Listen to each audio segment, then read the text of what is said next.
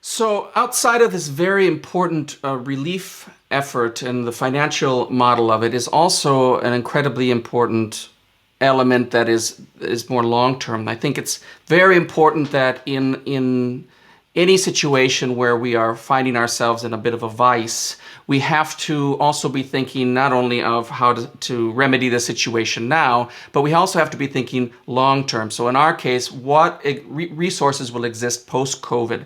And this is where this element comes in, this educational resource comes in.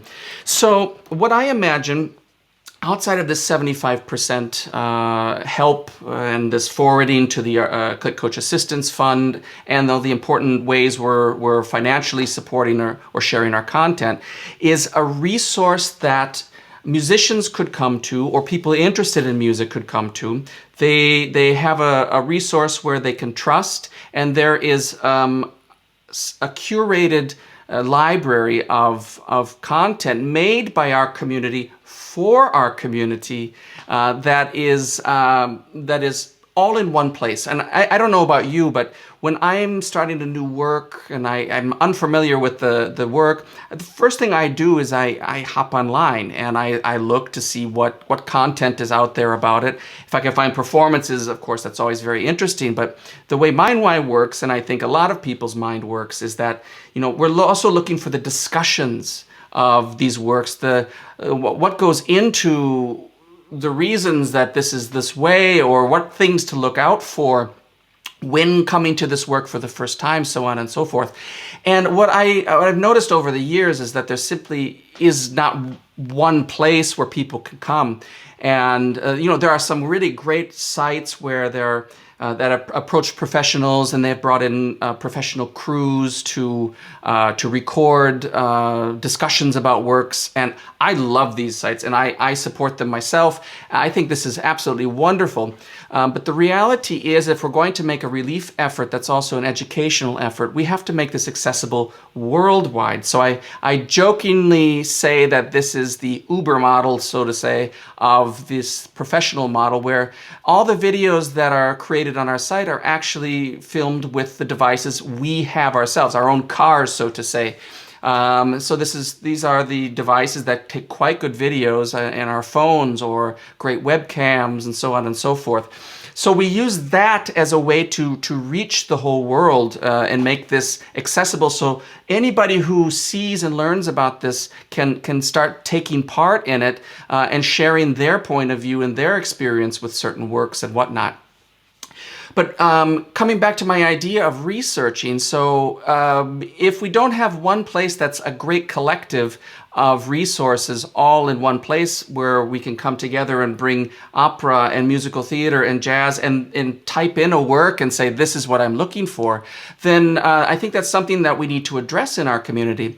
And so what this does as well is, I imagine musicians coming, typing in, okay, I'm learning, using my example from before, I'm learning Violetta from La Traviata, and they type in Addio del Passato, and they type this aria in, and up pops 3 videos by 3 sopranos, a video by a conductor, and a video by a musicologist, all focusing on that one aria.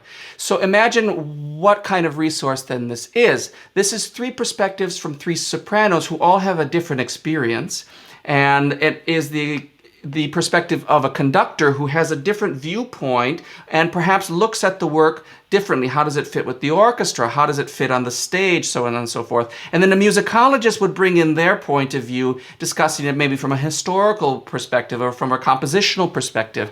And by the time someone is able to look through these resources, let's imagine they buy all 5 and they say, I really want to dig into this. That person has 5 perspectives on one particular movement, and that is all in one place, and it's all for a good cause, and it's under $10 or so, maybe a little more with taxes and whatnot, but it all is an accessible resource. And now that singer, that soprano can either go into a lesson or go start opening the score and delving into the score more with an understanding from 5 different perspectives. I find that an exciting perspective, exciting possibility of research. And listening and hearing is the way we are absorbing more and more today.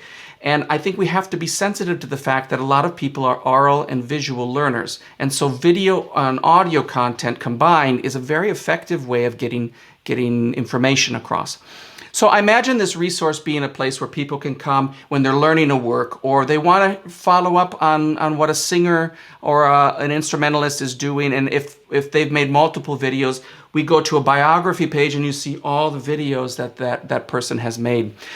So the search functionality, I'll show you in a further section later. The search functionality is all set up in a way that makes it very easy. It's all divided by how those works are divided, but there's also an open search option that makes it a really easy, accessible resource for our community. So I'm very excited about this educational element and this resource of building an aggregate of video content from great musicians around the world, all in discussion about works that they're passionate talking about and that they have experience with. And imagine this resource coming together of people being able to kind of be a fly on the wall in that situation, or hear directly how that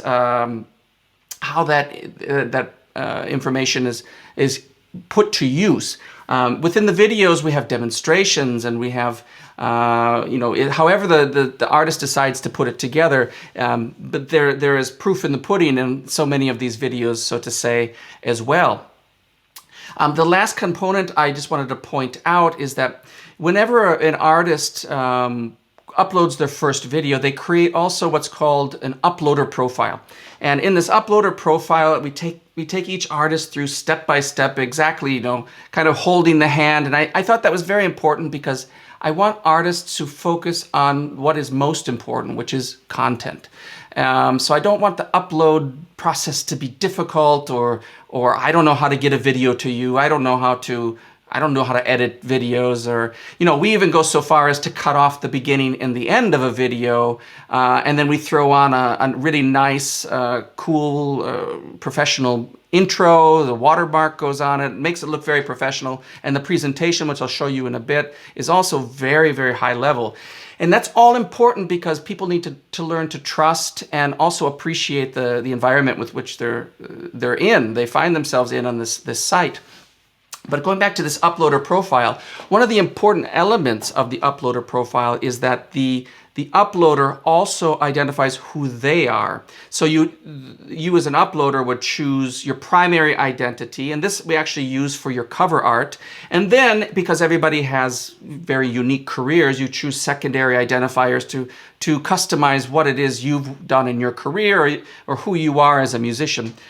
Then, why that's important is that everybody sees that in all the videos of who it is actually speaking on the video and what that person's point of view, their perspective might be.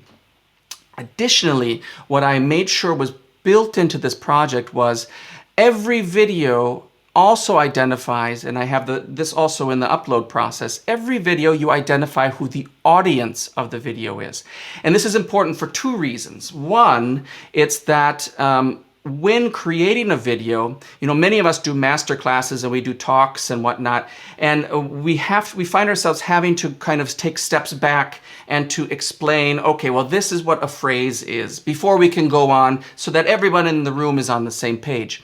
What this does is it allows, by identifying an audience, it allows the person creating the video to dive right into the vocabulary that person is accustomed to hearing and needs the most. So a pianist speaking to a pianist is a very specific conversation, and you can go right into finger technique and voicing and pedaling and whatnot. A discussion from a soprano to a soprano, they're going to understand so many things just automatically in that realm of vocabulary that they're so accustomed to using. And it's not to say that a composer could not speak to a soprano as well, or that a conductor. Those are also very unique conversations and also a very important part of the project. But defining that audience also helps the person who's looking, the user who's looking to buy a video, know exactly what is for them and what that discussion is going to be focused on. Because I would hate for a user to come to the site and let's imagine a coach conductor who's a pianist is talking about Die Winterreise, and they're talking just to pianists. And a singer comes and finds, oh, they're talking about Die Winterreise, and goes in, and it's a discussion for pianists, which is less helpful to the singer, perhaps.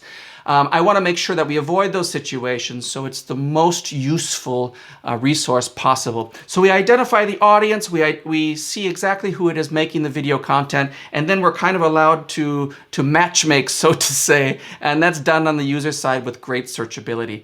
So this is that educational resource I'm so excited about, and I think is so helpful to have in our community.